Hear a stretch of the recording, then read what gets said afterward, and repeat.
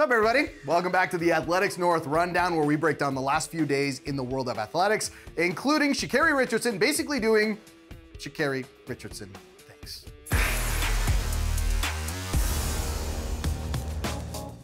Okay, we have to start with the Continental Tour and the Keino Classic in Nairobi, Kenya.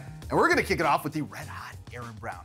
For the third time in as many races, he found himself on the podium in a 200-meter race. And this time, he was standing on top of it, winning his first race of the season with a time of 20.12, which shouldn't come as too much of a surprise, seeing as Brown also won last year's race in Nairobi. Now, next up for Brown, the 100 at the USA Track and Field Los Angeles Grand Prix on May 27th. Now, the news wasn't so good for fellow Canadian Jerome Blake. He finished 7th in the 100, but the Kenyan crowd got what they wanted. Ferdinand Omanyala won for the second straight year, this time with a world-leading time of 9.84. And afterwards, the Kenyan was all smiles. He definitely took his time saluting the crowd, but let's face it, who can blame him? 2 words: Sha'Carri Richardson. Clean start in the women's 200 metres. Sha'Carri Richardson just easing up on the stagger there. Regina Bass already. Sha'Carri Richardson powering round the bend. Can she convert that into the straight? She looks tall, she looks smooth. Sha'Carri Richardson powers down this track here in Nairobi. She's got 40 metres to go.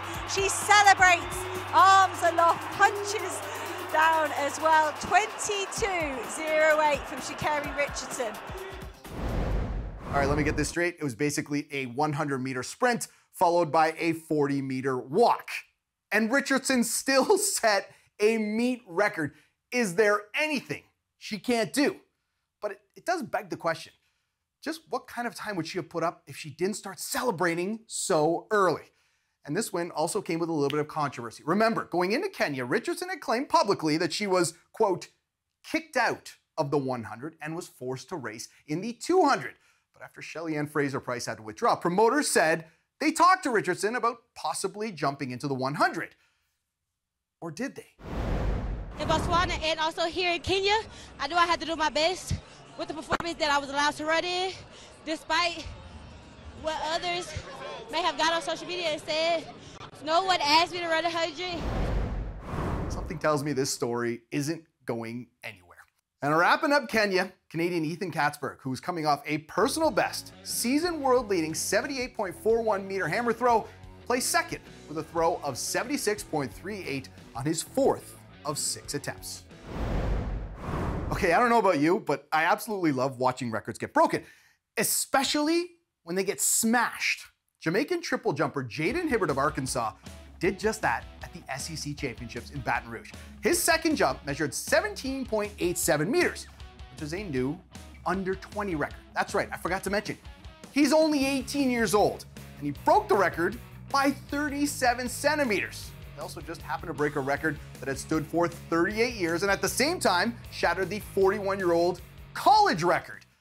I would say that's a good day at the office. Watch out for this kid.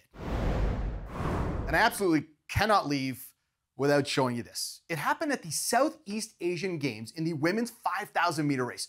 Almost 6 minutes after the winner had crossed the finish line, this is Bu Somnong of Cambodia. She is determined to finish this race, despite the fact that everyone was done, and of course, the torrential downpour. And as you can see after the race, she's just overcome with emotion. And Prime Minister Hun Sen awarded her $10,000 because she, quote, encouraged perseverance. This is a fantastic story. I couldn't leave without showing you. Thanks for watching. We'll see you next week. Okay, that's the end of the video, but you're not at the finish line yet because we've got plenty more content. And if you want to see it, subscribe to the channel and just look at all the videos you can watch. Morgan and myself, Talking Track.